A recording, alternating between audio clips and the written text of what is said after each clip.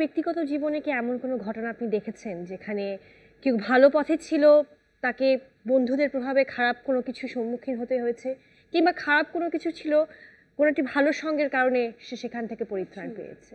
প্রচুর, মানে আমি যদি এখন বলা শুরু করি আগামী মনে হয় 5 বছরে শেষ হবে না, মানে এত এত এক্সাম্পল আছে। আমরা তো জাস্ট একটা ইস্যু দেখলাম এখানে, সে ধর্মটা, এছাড়া তো আরও আসলে অনেক ইস্যুজ আছে। হ্যাঁ, নেশা আছে, তারপরে ইভেন এখন কিছু কিছু ফ্রেন্ডদের মধ্যে দেখা যায় যে তারা এই সোশ্যাল মিডিয়া এবং ভার্চুয়াল এই নেটওয়ার্কিংয়ের কারণে বিভিন্ন জায়গায় এত বেশি ব্যস্ত, আসল কাজই করে না। কারণ আবার হচ্ছে কেউ কেউ আছে এরকম যে রাজনীতিকে ভুল ব্যাখ্যা দিয়ে ভুল পথে যায়, এরকম আসলে প্রচুর প্রচুর আছে। আমি আমার নিজের ক্ষেত্রে বলি, নিজের এক্সাম্পল দিয়ে বলি। আমার জীবনে যে কটা ভুল সিদ্ধান্ত আমি নিয়েছি, তার পেছনে মোস্ট অফ দ্য সিদ্ধান্তের সময় আমি আসলে আমার বাড়ির অনেকের সাথেই বা বাড়ির লোকের সাথে আমি ডিসকাশন করিনি বা কথা শুনিনি। আমি অনেক বেশি বন্ধু দ্বারা প্রভাবিত হয়েছি এবং অনেস্টলি স্পিকিং আমি একদম হোঁচট খাওয়া যাকে বলে আর কি, লিটারেলি হোঁচট খেয়েছি। আমি আর অন্য জেনারেশন বা অন্যদের কথা কি বলবো, আমি আমার নিজের কথাই বলছি। আমার বাবা মা যেগুলোতে আমাকে বারবার মানা করেছে যে না এটা হবে না, এটা করো না, আমি আসলে শুনিনি। ভুলটা কোথায়? ভুলটা হচ্ছে যে ছোটবেলা থেকে আমি খুব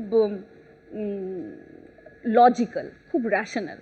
ছোটোবেলায় আমি কখনোই, ইভেন বুয়েট লাইফ পর্যন্ত, আমি কখনোই আমার বন্ধুদের বা তথাকথিত পরিবারের লোকজন ছাড়া, বন্ধু বলতে আমি যা বুঝি আর কি, আমি কখনো না কারোর পরামর্শ নিতাম না। কারণ আমার তখন মনে হতো যে আমার বন্ধুরা আমার চেয়ে অনেক কম জানে। হ্যাঁ, কারণ ততদিনে আমি প্রচুর নাটক করেছি, ততদিনে আমি প্রচুর বিদেশ ঘুরেছি, নাটক ও মানে বিভিন্ন রকম লোকের সাথে আমার পরিচয়। সুতরাং আমি তো নিশ্চয়ই ওদের থেকে অনেক বেশি জীবনকে জানি, জীবনকে বুঝি, জীবনকে দেখেছি।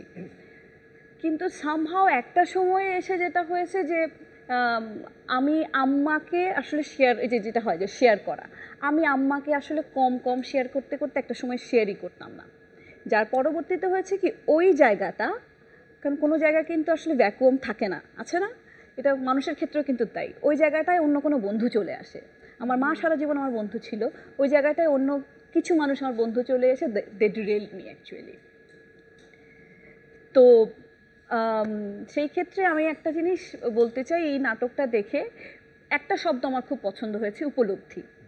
এই উপলব্ধিটা আমরা আসলে বুঝবো কী করে? এটা খুব সহজ বোঝা।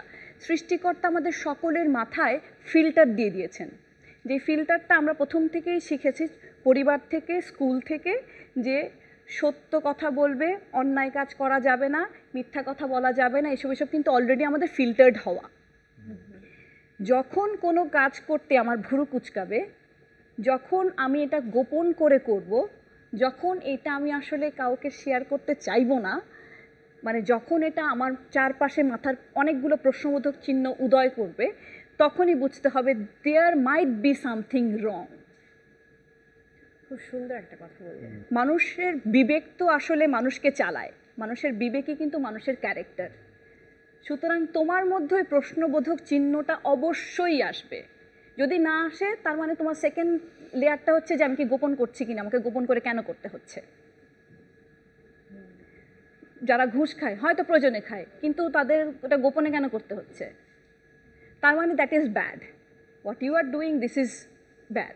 সুতরাং তুমি তোমার বিচারক, কিন্তু তুমি ভুল করছো না ঠিক করছো, তুমি সঠিক পথে চলছো না সঠিক পথে চলছো না, প্রথমত হচ্ছে কি তুমিই তোমার বিচারক।